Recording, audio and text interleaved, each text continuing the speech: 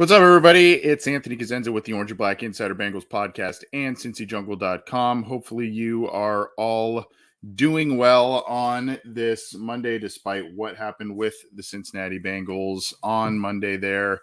Bengals took one on the chin and are trying to regroup and are trying to heal up. A lot of injuries accrued in that one against the Chargers, and a game that you felt like you knew it was going to be difficult, but the Bengals just kept kind of getting in their own way. A lot of unforced errors that the Chargers took advantage of. And unfortunately, the Bengals just still learning to handle success and grow into one of the better NFL teams. You know, they put together a couple of good games, and then they end up having an inevitable stumble, unfortunately. But first of all, in case you're wondering, what's the new tune here? That is Holy Coast Band. A few months ago, we had Ian Ryder, a Bengals fan who is a local musician in the Cincinnati area. His band Holy Coast, who's actually doing some touring in the Midwest right now, supplied us with some music, and we're happy to promote them and what they're doing. So since he was on a Happenin Headlines or Water Cooler Chat episode a couple months ago, we thought, why not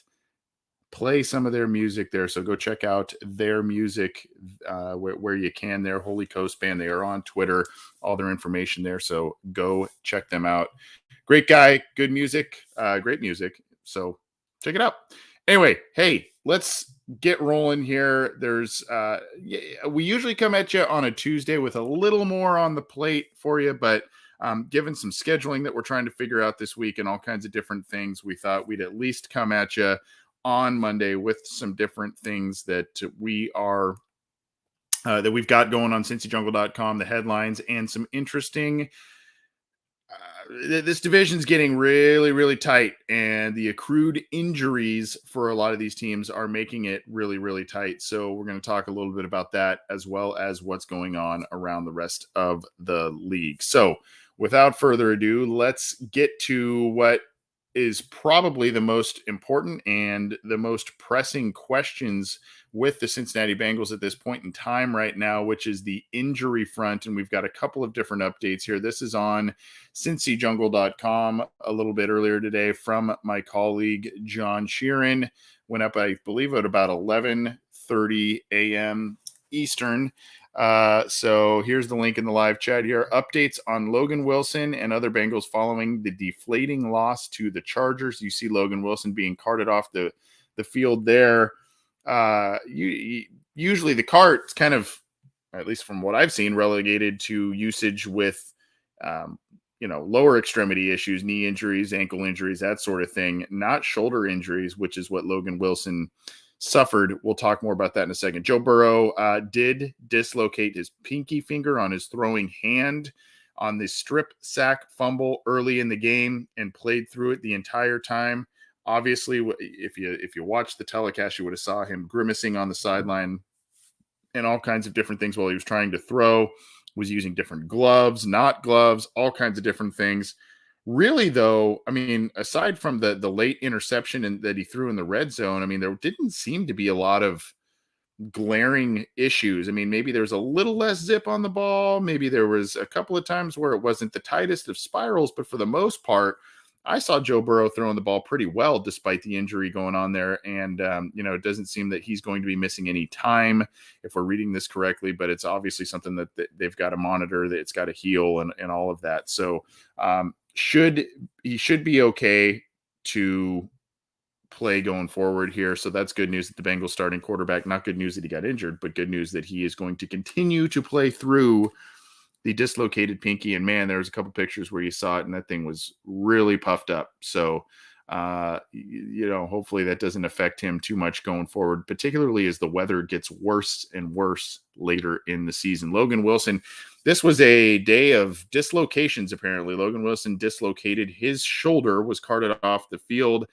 It sounds like there is not additional tearing, whether that's the labrum or pec or anything like that. There's no other additional injuries. We'll talk more about that, why we think that in a second, but he did have an MRI. It sounds like this is going to be something that will hold him out this week, which is a shame because the 49ers like to run the football, and not having Logan Wilson in there it's going to be tough.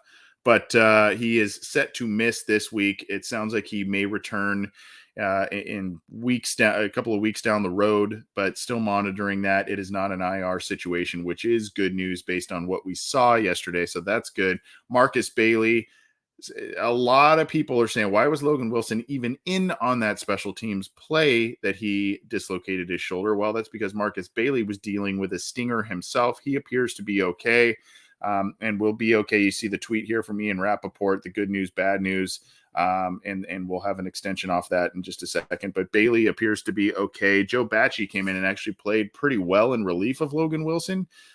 Still not probably the dynamic playmaker that Wilson is, but at least played admirably with Wilson in out of the lineup there. So, but it sounds like Bailey's going to be in there. It's going to be a lot of Joe Bacci, a lot of Jermaine Pratt, who fortunately for the Bengals defense is playing some of the best football of his career over these past couple of weeks. So we'll talk about that too in just a minute. But the linebackers were banged up here. Joe Mixon, he had a neck injury. It's kind of difficult to see what was going on there, but he was kind of grimacing after a run in the third quarter. You don't know if that had an effect, on his play. Afterward, it was a 3-yard run. But obviously he missed a handful of plays, came back in. So that's good news, but a neck injury is always a little scary. I was wondering if this was more of a chest, a rib, just the way he was grimacing and kind of writhing around. Maybe there was some issue with, my mind initially was, did he get the wind knocked out of him or something like that? But it turns out it was a neck issue, and he'll probably be limited throughout the week, I would assume, and they will continue to monitor that. Chidobe Awuzie, another stellar defensive player for the Cincinnati Bengals, left the game and did not return with a foot injury that he suffered on that crazy interception that he made off of Herbert there. So he kind of snagged away from Josh Palmer there. So nothing crazy there, but did not return in that game. T. Higgins had an ankle injury off the horse collar tackle and ended up continuing to play through it, obviously hampered by it, but still had a career type of day with the Bengals in the passing game there. So T. Higgins ankle injury and Samaje Perine. He had a left knee injury, but this doesn't. He returned, and so that was a little scary looking. But he wasn't even really talked about, for at least not with the tweet that I am going to queue up in terms of what Zach Taylor was addressing here. So here's Mike Petraglia, friend of the show. Here is the latest update as afternoon. This is about 3. I believe this is 3 p.m. Eastern time. Logan Wilson has a shoulder injury and will miss this week, possibly a couple of weeks. No IR. So that is big news. And that was as of later today. Chidobe Awuzie, Riley Reif, Trey Hopkins all day today. Awuzie with the foot injury, Reif and Hopkins, who missed last week with respective ankle injuries. Burrow is, quote, feeling good and will be limited in early week practice, obviously just giving that finger some rest as opposed to throwing. So I kind of tweeted out that based on everything we saw yesterday, how these injuries looked at first blush, this has to be just about the best case scenario for the Bengals that they could expect. I mean, Logan Wilson was carted off the field with a injury, ended up being a dislocated shoulder, and it sounds like he's going to miss 1 week, maybe a couple, but no injured reserve. That's big, especially with a Cleveland Browns game coming at the end of the season and some of these explosive offenses coming down the pike here.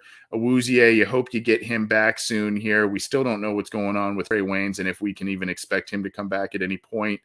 He is on an IR return designation, but, at this point, whatever you get out of him is just kind of a bonus. Riley Reif and Trey Hopkins, I would assume that, I assumed that at least one of them was going to play last week and, yesterday, and they didn't. So I don't want to keep being the assume guy, but I kind of feel like, they were pretty close last week. It sounded like, and so then, you kind of figure maybe that week off and maybe a little bit extra rest or going limited or something this week will help them out. Obviously they were missed. Not as much as you may think, though. We'll talk about that in a sec, too. But anyway, a lot of day-to-day. Burrow feeling good and no IR for Logan Wilson. That seems to be all about as good as you can hope for in all of these situations with the injuries with the Bengals. So Lawrence J. Hunter, I says Facebook, why was Logan even on special teams? I mentioned this earlier. Marcus Bailey was dealing with a stinger. He's usually the special teams guy. I don't know why Joe Bacci wasn't in there. You also have Akeem Davis-Gaither who's on IR. So, a specific kind of linebacker player that they wanted in special teams coverage there. You're pretty limited when Bailey's in the tent getting attended to. You've got Bacci there that you maybe could have swapped in there. And then, ADG is on IR. So, the Bengals options were pretty limited. Obviously could not have predicted that this would have happened on a special teams play here, but that's it is a question worth asking. I mean, I understand why that question is being asked, but I think unfortunately the Bengals' hands were a bit tied. And there's another team we're going to talk about in terms of a questionable decision they made in the game because of injuries that occurred in the game. So, and we'll talk about that in just a little bit, but let's keep rolling on here, and we can talk about the Bengals snap counts. I like to show this. This is on Cincy Jungle as well. I like to show this to kind of give folks an idea as to who's playing, who's not, particularly in those areas wherein the Bengals like to rotate guys around on that defensive line and all kinds of different things. But their depth, you can see here, Patrick Judas wrote this on cincyjungle.com. Their depth faced the biggest test of the season because of the injuries, not only the ones that occurred in the game, but the ones I mentioned earlier, Trey Hopkins, Riley Reif, et cetera, that did not play this week. And, some of that showed, for sure. Some of that showed. Let's go to this is one thing I do want to point out before we go to the actual numbers, going big.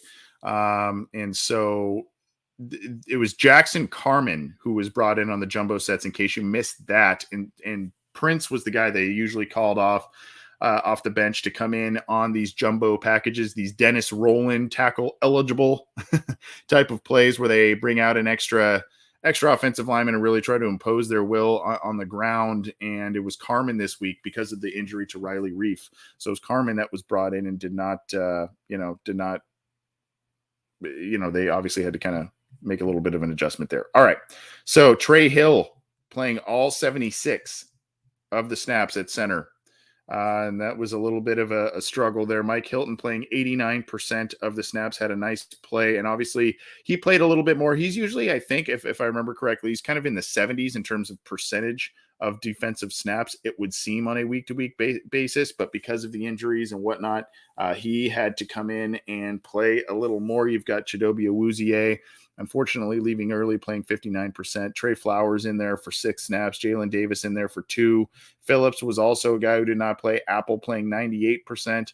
Hargraves getting in there, 45% of the snaps. And I believe he was involved in a where Pratt kind of wrestled the ball away from Austin Eckler. Hargraves was in there, I believe, as well on that play. So he was in there for 45%. Hendrickson, 64%. A little surprising there. Cam Sample, 36%. Sam Hubbard, 94%, getting all kinds of different snaps and looks there on defense. Wyatt Ray, only 3%. DJ Reader in there for 67. Ogunjobi made a couple of nice plays, 80%. Tupou, 27%. BJ Hill, another guy who made a couple of nice plays, 33%. Seeing a lot of stuff about re-sign BJ Hill after this game, and rightfully so. Tyler Shelvin, still inactive, did not play. I'm not sure what's really going on there, but maybe he's a guy they look at later this year as an activation. I think he's only been active one time this year, maybe one more game beyond that, but not a guy that's been active really much at all this year.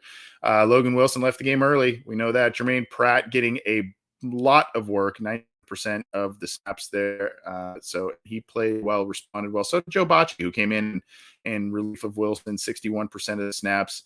You see here, Quentin Spain, Hakeem Adeniji, Jonah Williams, all getting 100%, as did Isaiah Prince. No Fred Johnson. He was inactive. Joe Burrow, despite the injury, played every snap. Joe Mixon playing 66% of the snaps. Not as big of a factor this week on the ground as the 2 weeks prior. Samaje Perine, 34%. Again, he dealt with a knee injury but did return. Evans, they missed him. He did not play because of an ankle injury. He was nursing. Von Bell playing 100% of the snaps. Jesse Bates playing 98% of the snaps. Uzama playing 87%. Sample 34, mostly in there in blocking scenarios. Tyler Boyd had a nice game, 75% of the snaps. Mike Thomas did not practice. I think that was an illness issue. Jamar Chase getting 96% of the snaps. Higgins, 79%. A great game from T. Higgins. And then Morgan and Irwin getting in there for 7 snaps a pop. So that is the defensive and offensive snap counts for the Cincinnati Bengals. You can see a lot of different players getting time in which we have not seen this year. That's just been not, a lot of new faces there that we're getting snaps on Sunday for a variety of reasons, largely because of injuries and whatnot. Let's go on to one of my favorite follows on Twitter, and that is Mr. Andrew Russell, who does a lot of PFF work, etc. I like following him. He usually puts out either early Monday, Tuesday, even sometimes late Sunday. He puts out some great information in terms of PFF scores and whatnot. And I love it when people do my homework for me. It is awesome. Andrew Russell writing, Isaiah Prince received a 70.6 pass block grade from PFF on true pass sets and was the highest graded offensive lineman on the Bengals in week 13. So, there were some issues there. There were some questionable moments and whatnot. But when you look at that in a pass block grade, that's not terrible, especially for a guy that is considered a backup. And now you see kind of why he's been the first guy off the bench a lot of times. So Isaiah Prince getting a 70.6 pass block grade on true pass sets per Andrew Russell. Thank you. And go follow him at PFF_Andrew R. If you are on Twitter and like Bengals news, you like the PFF scores, etc., you got to be following this guy. Here is some more from him on his great Twitter account. Highest graded players on defense versus the Chargers. Jermaine Pratt. Look at that. I think he's actually, he writes down here, actually 90.6. So it's 90.6, 1/10 of a point off there. But you get the point. 90.6 from Jermaine Pratt. A couple of nice games he has strung together. And he's not a guy that's just kind of chasing and tackling. He's now creating turnovers. He's very active on defense, feeling very comfortable in terms of what his role is. So he will still need to keep up that pace now that Wilson is set to at least miss one, if not a few games because of that shoulder injury. So Jermaine Pratt getting a 90.6. He wrote 90.7, but it's 90.6. Eli Apple, look at your number 2 defender, 79.6. Joe Bacci coming in relief of Wilson, 75.9. Not bad. Awuzie, who left early, 72.6. And BJ Hill, 72.5. Hill had a sack in this game as well. So those are your highest graded defensive players in terms of PFF against the Chargers. And then let's take a look at the highest graded players on offense. And this may or may not surprise you. We'll see. But Higgins, 82.5. Burrow, 76.7. Barely outdid Justin Herbert in terms of PFF score on that in that regard. Tyler Boyd, a nice day, 75.4. Jonah Williams, 68.7. Jamar Chase, 63.9. You can see the disparity in terms of the scores and who the top performers were on offense. Jamar Chase is your 5th best guy, and he's at a 63.9. That's not great. And Jamar Chase had a couple of nice catches. There is no doubt about it. But that big one that should have been a touchdown that ended up being a 14-point swing in this game. You can't deny what happened there. So at any rate, it is nice also to see 3 wide receivers amid your top 5. But, you got to kind of temper that a little bit based on the actual scores that we're witnessing here. We've seen guys be in the 80s, 70s, 80s, and even 90s on the offensive side of the ball this year. So good stuff from Andrew Russell at PFF_ Andrew R. So go check him out on Twitter. Let's see. Where do we want to go next?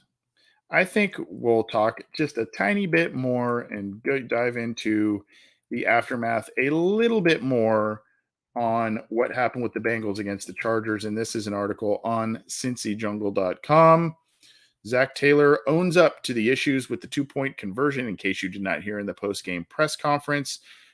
Zach took full accountability for that sequence of events. And in case your memory fails you, the Bengals finally got into the end zone after being down 24-0. They get into the end zone. I guess the mindset was, we're just going to go touchdown, 2-point conversions the rest of the way to try and make this a 3-possession game instead of a 4-possession game.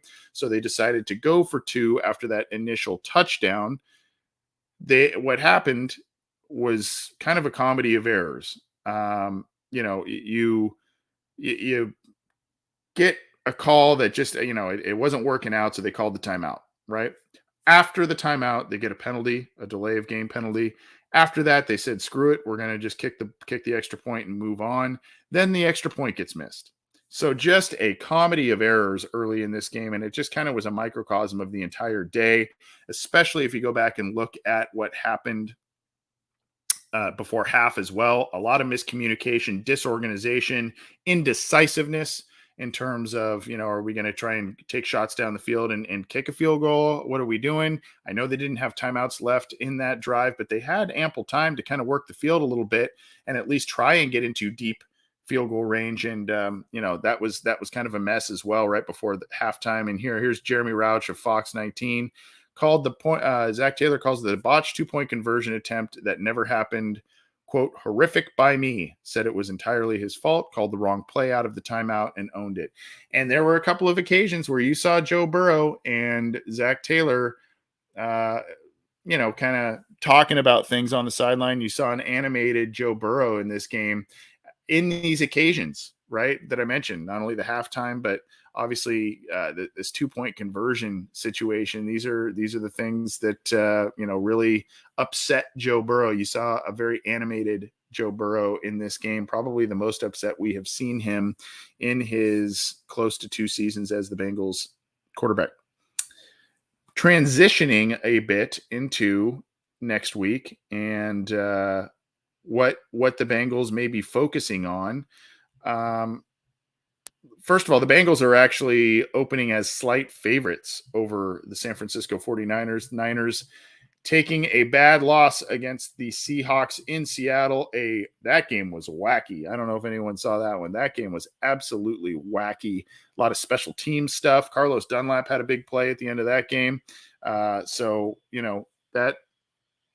is, San Francisco coming in here off a bad loss, and who knows really how good the 49ers are at this point. This is kind of the story of the NFL in both conferences right now. If you look at the AFC playoff picture, all of the teams that are slated as division leaders right now are 8-4 or 8-win teams. All of the teams that are currently slated as wildcard teams are 7-win teams. And so just a lot of ups and downs.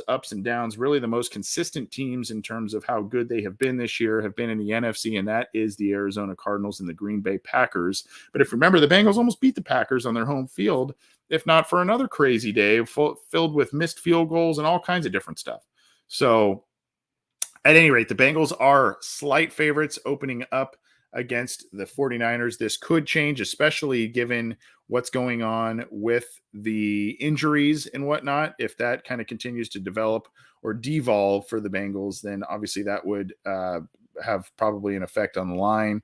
But basically, the Niners are +1. So if this was played on a neutral field, it seems as if the Niners would be favored. If you kind of take into account, it's usually anywhere from 2 to 3 points that a home team gets if the line would be even. But since this one's in Cincinnati, they are making the Bengals a 1-point favorite so far in this one against the 49ers. Again, another team kind of like the Bengals. It's a little Jekyll and Hyde. Can't figure them out. Can't figure out, a lot of these teams. And not a lot of these teams are stringing a lot of wins together. So, that's at least a little bit of news going into this week. And then we talked a little bit about Jamar Chase. He was spoken to by the media on Monday. This is from Kelsey Conway of the Cincinnati Enquirer. Jamar Chase says teams have been using cloud coverage to take him away and double him. When asked about how he beat double teams in college, he said he moved around a lot. Kelsey had asked him if he wants to move around more here. And he said, quote, "I would love to move around more." So the Bengals may need to try and move Chase around a bit more to create mismatches, whether that's lining him up in the slot, or, if you remember, there were a couple times they did that with AJ Green too. Whether you can go back to that Seattle game, they were moving him around in 2015. A lot of big games, they would move AJ around. Later in his career, he would move around a little bit too. So maybe that's something we see with Jamar Chase going forward. I don't know, but the point is, he also needs to work on securing the football. He makes a couple of great catches. He has essentially single-handedly won a lot of these games here, or he and Joe Burrow have been big reasons why they ended up winning some of these games. And unfortunately, he was also asked about that drop that we talked about earlier with the ball that went into the hands of the Chargers defender after it looked like it was going to be a touchdown for the Bengals. And he talked about the fact that he is double catching it. He tried to double catch that ball. And on that double catch, the ball just kind of squirted out of his hands and up into the air. And if you look at that video again, it's a incredible sequence of events of what happened. Now, his hand placement on the football is a little awkward, was Chase's, but as he tries to bring it back in, the ball pops up. The fact that the trajectory of the ball, how it popped up, was incredible. And the fact that the defender, who was beaten on the play and focusing on just trying to get Chase down to the ground, ended up tracking the ball, one-handing it, and corralling it against his body and hanging onto it, while Chase is trying to play defender all of a sudden. The whole sequence of events was absolutely crazy. So regardless, these are the types of that if Bengals are going to make the playoffs, if they're going to make noise in the playoffs, these types of young players, these are the things that need to be, the plays that need to be made. You need to make these plays. And that was just something that was pitch and catch from their college days between Burrow and Chase. And that should have been 7. And unfortunately it turned into 7 eventually for the Chargers on that drive after the interception. So at any rate, we'll see what happens on the previous quote in terms of Jamar Chase potentially being moved around a little bit. Don't know if that's going to happen. It might be a good idea to kind of, if you're looking to pop a big play here, but even still, if you look at some of the games the Bengals have lost recently, you go back to the Browns game, you go to this game, there have been plays that were there for Chase and plays that should have been made by Chase. And there are times where Burrow forces a ball in there too. But even with, you look at the overall, wow, where are the stats? Well, a couple of times there were some nice passes there that should have been big plays, and they were not. So at any rate, let's go. We're gonna keep rolling on here. We're gonna talk a little AFC North, and incredible, unbelievable day in a lot of different ways for the AFC North teams this Sunday. And then, of course, we've got some more NFL headlines and one more game. We usually kick this thing off on Tuesday, so all the games have been completed at that point, but we're kicking it off on Monday today. And so there is a Monday Night Football game, an important one to keep an eye on in terms of playoff implications. And so I mentioned, where things currently stand in the AFC, 8-win, 7-win teams. 2 of the teams playing tonight, that'll be directly affected there. So need to keep an eye on that. Before we get to the AFC North and the rest of the NFL, this program, as are all of them, are brought to you by our partners at Symbol, SIMBULL, and the website is SIMBULL.com/OBI. And they are giving our listeners a treat here. They are doing a 90-day protection plan, a money-back guarantee, guaranteeing up to $500 for our listeners to take advantage of here. And of course, if you go to symbol.com/OBI, use the promo code OBI, you can take advantage. Symbol is where you can buy sports teams and treat it like it's the stock market. Short-term investments, long-term plays, whatever you need to do to make yourself some money. They are so confident that you will be successful in their platform that they are protecting up to $500 of your money for the first 90 days upon signing up and using the promo code OBI. So you got to go check out Symbol and give it a shot. I know some of our listeners here have invested. They invested early on in the Cincinnati Bengals, and it has paid off for them very, very well. based on where the Bengals were when we first partnered with Symbol back before the draft and where the Bengals are now at 7-5. There was some good money to be made there in terms of price per share and what you may have purchased them at. So go check it out. And it's not just relegated to football either. You could do other sports with Symbol, but you got to go to symbol.com, SIMBULL.com/OBI. Use that promo code OBI to get that 90-day money back protection plan and check out what they've got going. Good stuff. Well, the Cincinnati Bengals weren't the only team affected by the injury bug. The Baltimore Ravens lost arguably one of their best players and arguably their best defensive player, although it didn't seem that way in the first matchup between the Bengals and the Ravens. But unfortunately, and this is pretty sad news, Ravens cornerback Marlon Humphrey likely out for the season. It was I think it's a pectoral injury, and the Baltimore Ravens, we can say what you want there about the team, about the coach, and whatever. But they put together a good team. They know how to win. They are a successful franchise.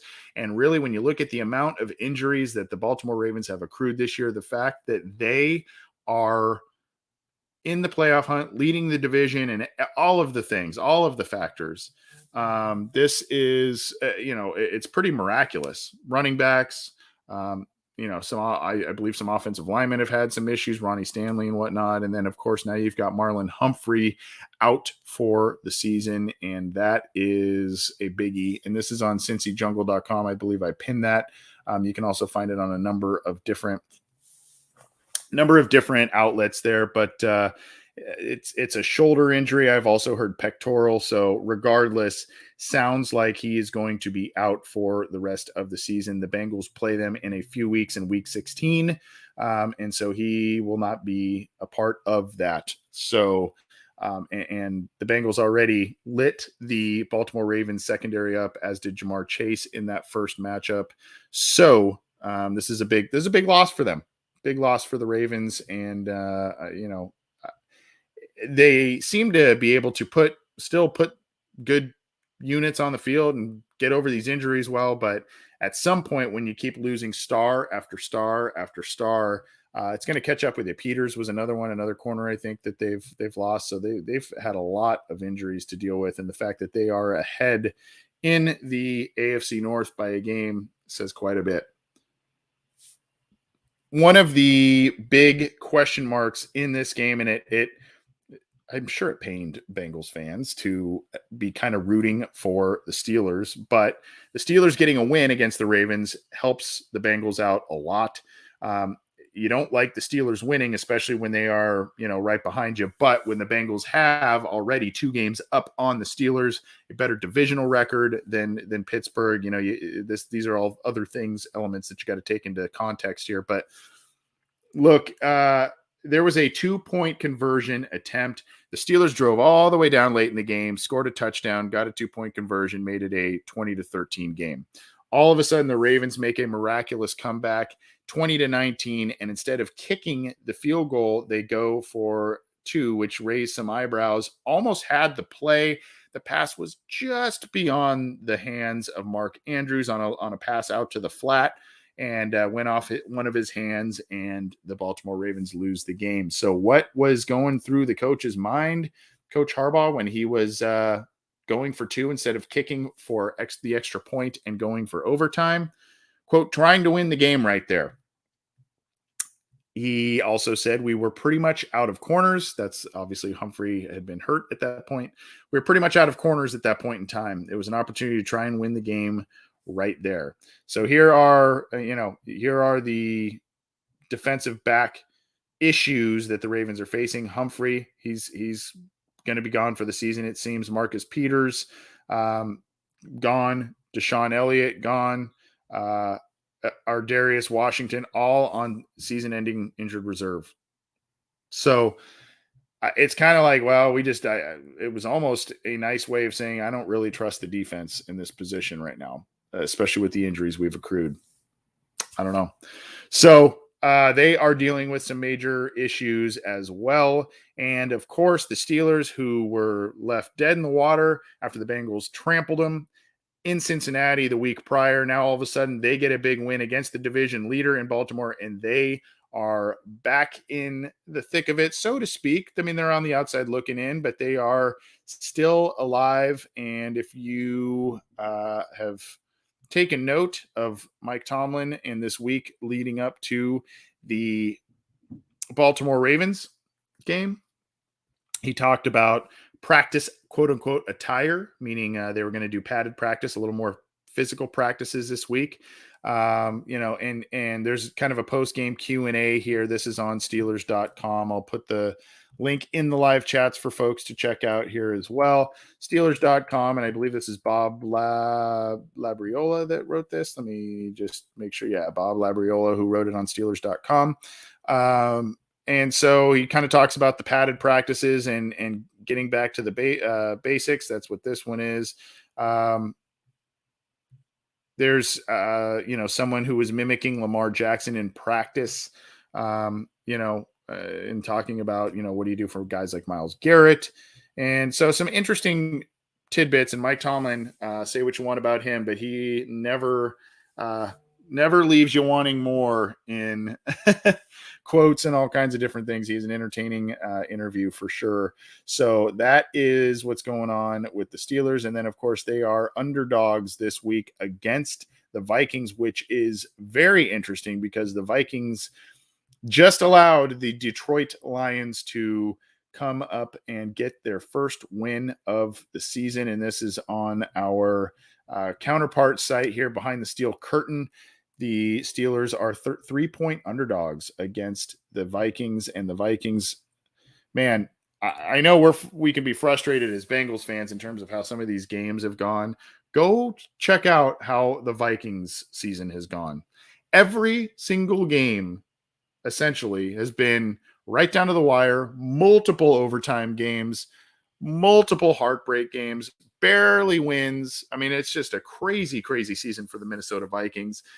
Regardless, the Steelers are 3-point underdogs against the Vikings on Behind the Steel Curtain there. So that is what's going on with the Pittsburgh Steelers. Not too much with the Cleveland Browns as they had a bye week. But that bye week seems, as it did for the Cincinnati Bengals a couple of weeks ago, this seems to have come at a good time for the Browns as they are, quote, feeling recharged after the bye week. This is by Anthony Poisel on clevelandbrowns.com. Quote, I think they were all really engaged. They were moving around, flying around practice field today. I feel like they are recharged with the time away from here. That was as of Monday, their first practice back from the bye week. Guys kind of just laid low, rested up, and now they're back in action. So they've got a lot of different games coming up here that'll be challenging for them, including a season finale with the Bengals. It would not shock me if somehow that is a win and you're in scenario for those teams in the final week of the season, which is obviously a dream for the NFL and how they create the schedule. But so not too much going on with the Browns other than the fact that they are revamping things back up after a bye week, and apparently it came at the optimum time for their team. Let's keep going here. This is one that I think a lot of people are going to pin this again in the live chats. A lot of Bengals fans are going to be chatting about the Panthers, somewhat surprisingly, I guess, let go of offensive coordinator Joe Brady. Now, obviously, Joe Brady, a lot of us know that he was the kind of the brains and one of the whiz kids behind the great LSU team that included Jamar Chase and Joe Burrow and Thad Moss all on the Bengals roster. So a lot of folks, when the Bengals weren't doing great and there were some questions about the offense and all kinds of different things, this was the guy that a lot of Bengals fans wanted. Now because it's really, really odd what has happened to the Carolina Panthers, by the way. I think they started off like 3-0. And Matt Rule was an early coach of the year guy, and things were great. Sam Darnold was having a nice renaissance to his career, and all of a sudden things just absolutely collapsed on this team. And now Matt Rule might be on the hot seat. I don't know if that's going to be followed through with, but this Joe Brady firing obviously is something to kind of, I think, take maybe a little bit of that heat off of Rule's seat there. But I suppose this is something that is not only newsworthy around the league, but look, I think we've been overall pretty pleased with Zach Taylor's play calling. There's been some points of contention there. Brian Callahan as the offensive line coach, Frank Pollock coming in and being the run game coordinator along with the offensive line coach. So, if the Bengals were to bring in a Joe Brady at some point, it wouldn't be to supplant one of those guys. Maybe it's a offensive assistant, quality control, I don't know, whatever. But the point is this may be something that is, I know a lot of fans may be thinking, they kind of grab at times to these ideals that are not really realistic. This may be something with the amount of LSU offensive players that Brady previously coached. This may be something that the Bengals actually look at. I don't know. I haven't heard anything about that, but this may be an acquisition that the Bengals take a look at. Obviously, he's probably going to be still a hot commodity, not as hot of a commodity as he was when he took this position with the Panthers, but still maybe a hot commodity, particularly at the college level. We'll see. But, if there is a comfort level, and the Bengals have done a lot to make sure that Joe Burrow is as comfortable and is as successful as possible at the NFL level by bringing in LSU teammates, doing some concepts in the offense that emulated what he did at LSU, et cetera, et cetera. This may be a guy that comes in, and if he can be an additional voice, an additional resource, maybe the Bengals look at that because of the amount of LSU players that they have, they've brought in that he previously coached. I don't know. But regardless, he is no longer the offensive coordinator of the Carolina Panthers, and we'll have to keep a close eye on where he ends up. I did not pull this in there.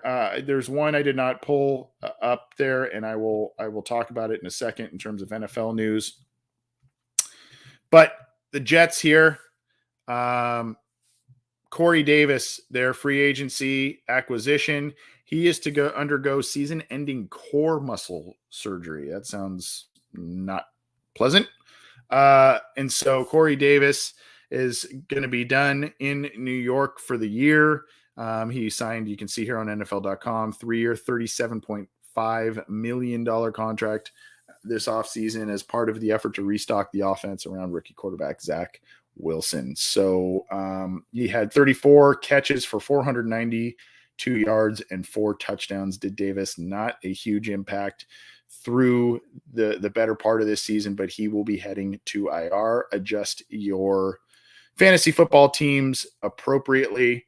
Before we go on, we had a super chat from Sox. I'm not sure if that's indicative of Red Sox, White Sox. I don't know, but thank you for the generosity there. Watching the ups and downs is so frustrating at times, but not expected from a young team that is still learning how to win. Absolutely.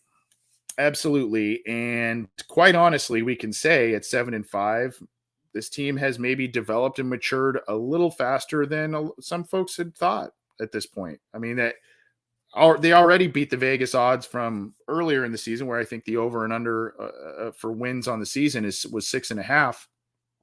So they've already beat that. They have a winning record right now. They are currently slated as one of the wild card teams right now. Should the playoffs have started today, they would be in, and they really are in control of their own destiny. But to Sox's point, we talked about it earlier, these plays, these bobble plays that Chase bobbles and it turns into an interception. Even if he just dropped the pass and it didn't turn into an interception, you don't get the touchdown. That's a bummer, but it drops harmlessly to the ground. The fact that it got up, the guy made an incredible play on the interception. It's just, you got to have these a little bit luckier bounces. And also, it's not just some of the young guys. The Joe Mixon fumble, I know it's rare that Joe Mixon, extremely rare that he loses a fumble, but that's not a rookie. That's not a second-year guy. That's a guy who's been in the league for a while. But in all honesty, I think there are times with Mixon, Chase, Burrow forcing throws when they're down one of the things that these guys like to do, because they've been part of winning college programs, because they don't, they're not accustomed to losing, all that kind of stuff. They tend to play a little bit more hero ball, and they don't, the concentration isn't there because they're pressing as much. At least that's kind of an impression that I get at times. So if they stop doing that, I do think that they need to get back to what they were doing in this 2-game win streak prior to this game. The run game, a lot of offensive balance. You can't let Joe Burrow get sacked 6 times. You can't let him get hit 11 times, which was the case yesterday. You just can't have that. So, I think they need to be balanced. I think they wanted to be more balanced yesterday, but the offensive line issues and whatnot are taking their toll on this team. But let's move on here. I appreciate that, though, Sox. Appreciate the comment there. And if any of you have some other comments that you would like to give to us, we're kind of monitoring those, but we'll also take a little bit of priority on those super chats. Appreciate that. So if anyone else has something to say, go ahead and put that in there. However, all right. The mock draft. God, do we have to do these? I guess so. They're popular. CBS Sports has a 2022 mock draft. And no, I'm not saying this because the Bengals lost and all of a sudden we should be thinking about packing it in. That is not what's happening. It's just they're fun. And this is courtesy of Ryan Wilson on CBS Sports. A lot of different opinions and whatnot. You can see here, Matt Corral, QB, going to the Texans at 3, Aiden Hutchinson to Detroit. You've got this weird situation also, as I mentioned, with Giants picking back-to-back and Jets picking back-to-back. Some things shifted this week, but kind of weird because they grabbed picks from previous trades and whatnot. So you've got a linebacker going to Denver. By the way, Denver is coming up on the Bengals schedule. Not sure how daunting. I mean, they're going to be scrappy, but not sure how daunting that game looks. And if the Bengals were to grab that one, that would be a biggie. You've got the Steelers getting a quarterback, Carson Strong out of Nevada. And, of course, the Bengals here, Darian Kennard, a tackle out of Kentucky, a big tackle, 6'5", 345 is who Ryan Wilson has the Bengals taking at pick 21. By the way, that should be known as like the honorary Marvin Lewis pick. Pick 21, pick 24. The Bengals always were picking in that range. I don't want them to pick there again. But Kennard is a mauler who plays with an edge, and he can wreak havoc as both a run and pass blocker. He may have to kick inside at the next level, but protecting Joe Burrow, who was sacked 7 times in Sunday's loss, I think it was 6, but that's okay, has to be an offseason priority. So that is who the Bengals have.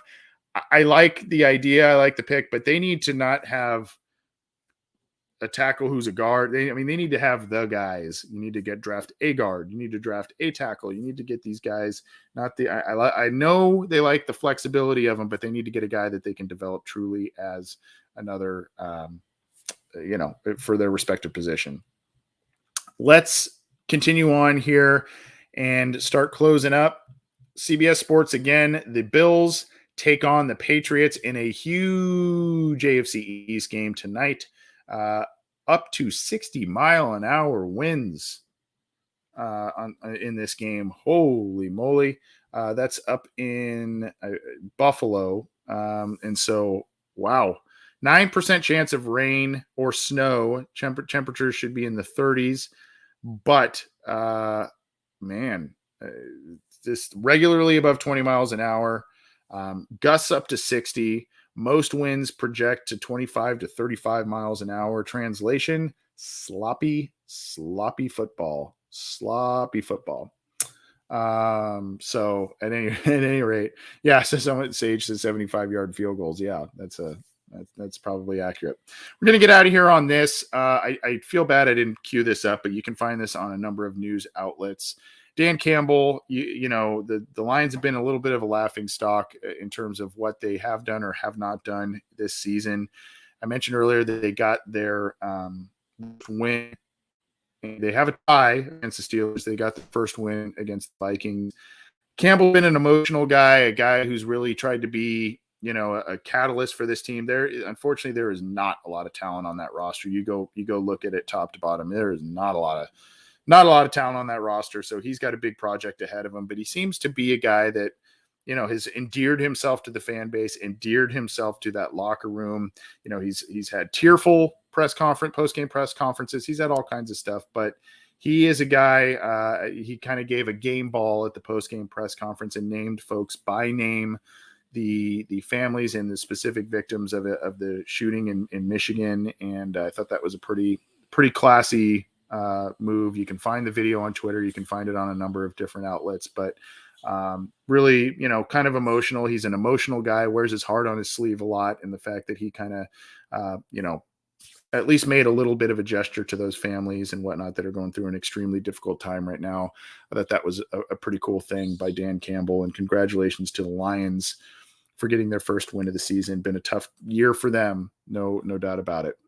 That's going to do it for us and the Happenin headlines for week 13/14, since we're on Monday. Appreciate you all tuning in, whether it's on Cincy Jungle's Facebook page, our YouTube channel, the Orange and Black Insider. Appreciate those who tuned in live and a couple of comments and whatnot.